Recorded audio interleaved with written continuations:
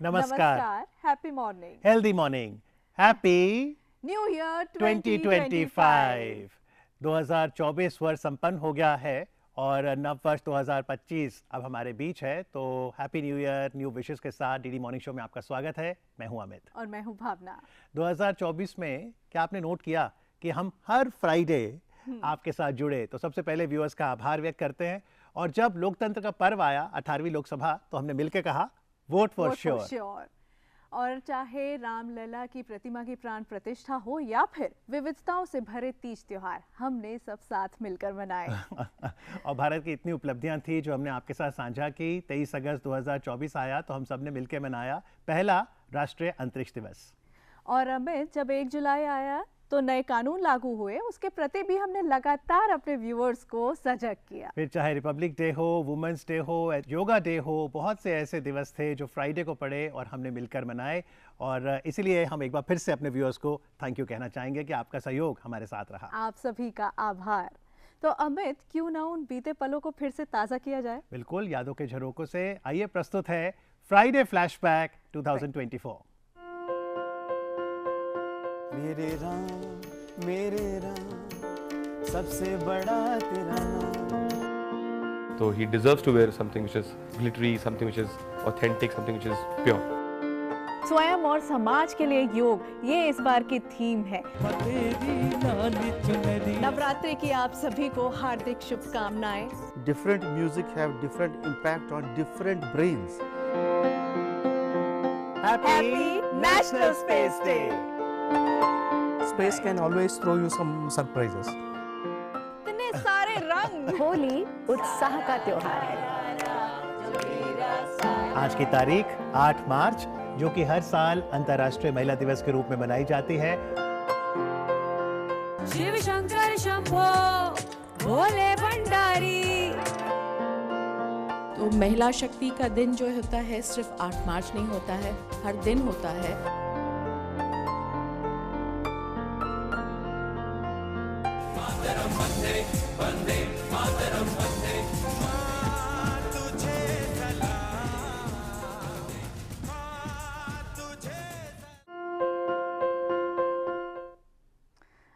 Flashback, बेहद खूबसूरत ये लम्हे थे। और जब हम फ्लैशबैक पे जाते हैं ना, इमोशनल हो जाते हैं। मेरी तो आंखें नम हो रही हैं अभी। देखिए, यही तो प्यार है जो हमें व्यूअर से मिलता है। और आपका आशीर्वाद, आपके सहयोग की इस नव वर्ष 2025 में भी हम आशा करते हैं।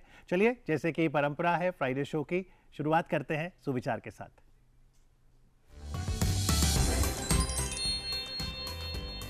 नया साल नई ऊर्जा का प्रतीक होता है। इस ऊर्जा का सम्मान करने से ही सफलता मिलती है। और आज सावित्रीबाई फुले का जन्म दिवस है।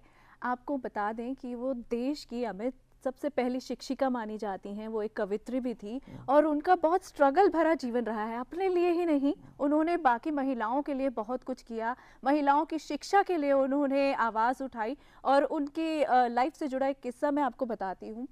जब वो टीचर थी और जब वो पढ़ाने के लिए स्कूल जाया करती थी, तो उस समय लोग इस फेवर में नहीं थे कि लड़कियों को पढ़ाया जाए। तो नाराज़गी जताते हुए लोग उनके ऊपर गोबर, कीचड़ ये सब फेंका करते थे।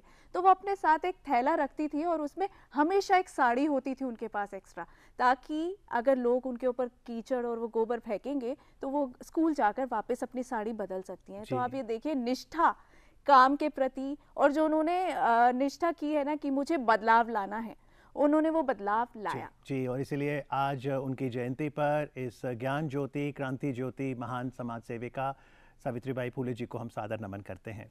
चलिए, 2025 में हम हैं और हमने बताया कि किस तरह से नए साल का जब आगाज़ होता है तो हर कोई प्रार्थना करता है कि इस साल सभी के लिए अच्छा जाए। और इस बार भी बहुत से लोग, बहुत से श्रद्धालु मंदिर पहुँचे, गिरिजाघर पहुँचे, और वहाँ की जो सजावट है, वहाँ जो गीत संगीत हुआ, वो नज़ारा देखते ही बनता है। बिल्कुल, बेहद आप देख सकते हैं लोगों की नज़रों में, आप देख सकते हैं आस्था कैसे भरी हुई है। लोग चाहते हैं कि इस साल की शुरुआत जो हो प्रभु के, अपने इष्ट के आशीर्वाद से हो और उस आशीर्वाद से ही साल भी अच्छा बीते। जी, एक सकारात्मक ऊर्जा है जो हम सभी महसूस करना चाहते हैं। और फिर जनवरी 2025 में एक विशेष आकर्षण रहेगा प्रयागराज का महाकुंभ। और ये महाकुंभ एक ऐसा आयोजन है जहां पर देश से विदेश से सैकड़ों लोग आते हैं और इसलिए इसे एकता का महाकुंभ भी कहा जा सकता है। इसी भाव पर माननीय प्रधानमंत्री नरेंद्र मोदी जी ने भी बल दिया अपने कार्यक्रम मन की बात में। साथियों, महाकुंभ की विशेषता केवल इसकी विशालता में ही नहीं है, कुंभ की विशेषता इसकी विविधता में भी है। इस आयोजन में करोड़ों लोग एक साथ एकत्रित होते हैं। कहीं कोई भेदभाव नहीं दिखता है, कोई बड़ा नहीं होता है, कोई छोटा नहीं होता है। अनेकता में एकता का ऐसा दृश्य विश्व में कहीं और देखने को नहीं मिलेगा। इसलिए हमारा कुंभ एकता का महाकुंभ भी होता है। इस बार का महाकुंभ भी एकता के महाकुंभ के मंत्र को सशक्त करेगा। अगर कम शब्दों में मुझे कहना है तो मैं कहूंगा, महाकुंभ का संदेश एक हो पूरा देश। महाकुंभ का संदेश एक हो पूरा देश। और अगर दूसरे तरीके से कहना है तो मैं कहूंगा, गंगा की अविरल धारा न बटे समाज हमारा। गंगा की अविरल धारा न बटे समाज हमारा। महाकुंभ का संदेश एक हो पूरा देश। तो 13 जनवरी से लेकर 26 फरवरी 2025 तक प्रयागराज उत्तर प्रदेश में महाकुंभ का आयोजन होगा। आइए जानते हैं इस महापर्व की पौराणिक विरासत के बारे में।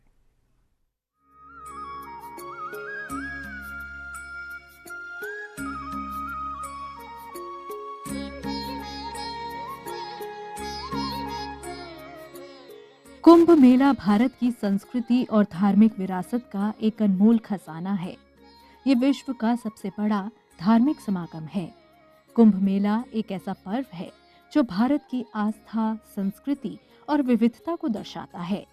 ये एक ऐसा पर्व है जो लोगों को एक साथ लाकर उन्हें धार्मिक और सांस्कृतिक अनुभव प्रदान करता है। प्रति 12 वर्ष में पूर्ण कुंभ का आयोजन होता है। पुराण के अनुसार पूर्ण कुंभ मेले की उत्पत्ति समुद्र मंथन की कथा से जुड़ी है। मान्यता है कि देवताओं और असुरों ने मिलकर समुद्र मंथन किया था। इससे अमृत उत्पन्न हुआ, जिसे पाने के लिए देवताओं और असुरों के बीच 12 दिनों तक युद्ध हुआ। देवताओं के 12 दिन मनुष्यों के 12 वर्ष के बराबर माने जाते हैं। इसीलिए पूर्ण कुंभ का आयोजन भी प्रति 12 वर्ष में ही होता है। अगर खगोलीय दृष्टि से देखा जाए तो बृहस्पति एक राशि में लगभग 12 महीने रहता है और 12 राशियों का चक्कर लगाने में लगभग 12 वर्ष का समय लेता है। जब बृहस्पति राशि में वापस वहीं आता है जहां वह 12 वर्ष पहले था, तब महाकुंभ मेले का आयोजन किया जाता है।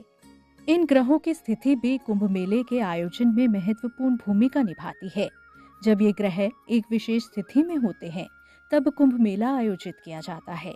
संक्षेप में समझा जाए तो कुंभ मेले का 12 वर्ष का चक्र पौराणिक कथाओं, खगोलीय घटनाओं और धार्मिक मान्यताओं का एक अनूठा संगम है।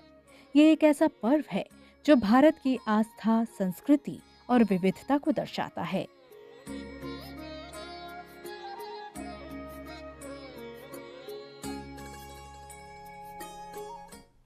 तेरह जनवरी से उत्तर प्रदेश की तीर्थ नगरी प्रयागराज में आयोजित होने जा रहा है धर्म, संस्कृति और आध्यात्म का महासमागम महाकुंभ 2025।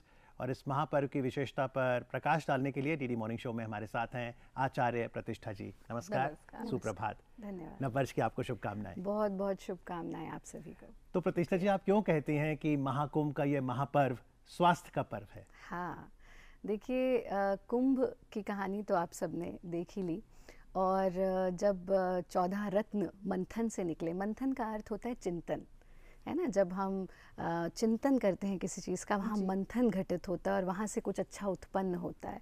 तो जब चिंतन हुआ समाज कल्याण के बारे में, मंथन हुआ, तो वहाँ से 14 रत्न निकले। और वो 14 रत्न बिल्कुल ऐसे ही हैं जैसे मनुष्य की 14 मूल प्रवृत्तियाँ। जिस प्रकार से हम सब एक ही प्रवृत्ति में मैक्सिमम लोग जीवन जी लेते हैं। कोई क्रोध में जी रहा है, क्रोध में जी रहा है, कोई खुश है तो खुशी है, कोई प्रेम भाव में जी रहा है उसमें। तो जब हम अपनी उन 14 मूल प्रवृत्तियों को जानते हैं तब हमारे अंदर अमृत प्रकट होता है। तो इस कहानी को जब आप आध्यात्मिक दृष्टिकोण से देखते हैं तो जो 14 रत्न निकले उसमें भगवान धन्वंतरी अमृत लेकर के निकलते हैं। और भगवान धन्वंतरी कौन है? जो स्वास्थ्य के भगवान है, जो आयुर्वेद के भगवान है ना।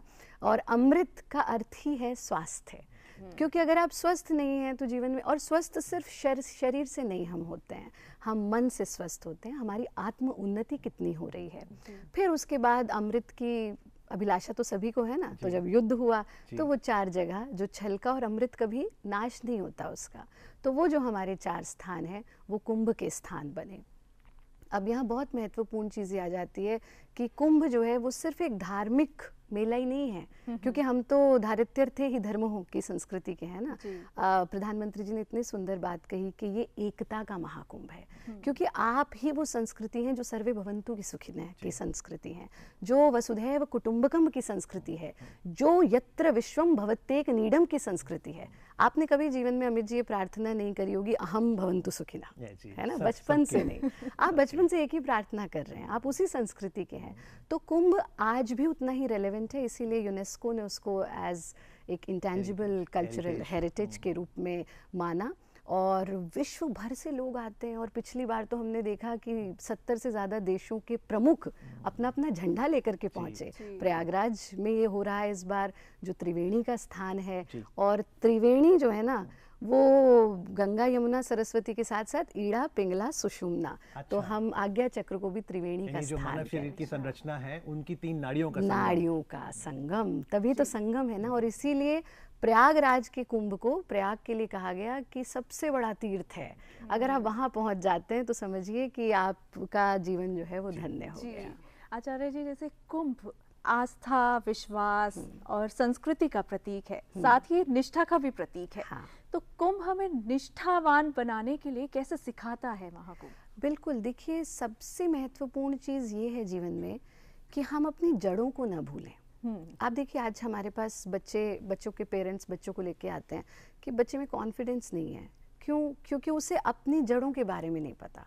जिसे बचपन में बता दिया तुम्हारी भाषा नहीं हिंदी में नहीं अंग्रेजी में बोलो, नहीं ये नहीं पहनो ये पहनो, नहीं ऐसे नहीं करो ऐसे करो, तो वो आत्मविश्वास कितना भी बड़ा आदमी बन जाए नहीं आएगा।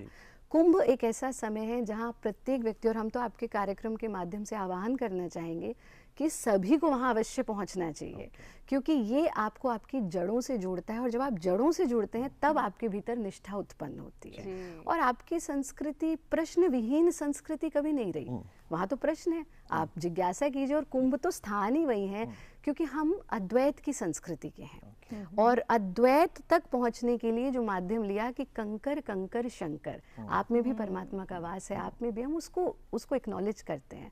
तो इसलिए वहाँ जितने संप्रदाय हैं, जितने विंग्स हैं, उन सब के हेड्स ही नहीं, उन सबको मानने वाले पहुँचते हैं। और वहाँ पर फिर सब एक होकर के सचमुच में मंथन करते हैं, वहाँ डिस्कशंस होते हैं, वहाँ कलाकार पहुँच रहे हैं, वहाँ योगी पहुँच रहे हैं, वहाँ चिकित्सा के क्षेत्र के लोग पहुँच रहे हैं, धर्म के क्षेत्र के लोग तो पहुँच रहे हैं।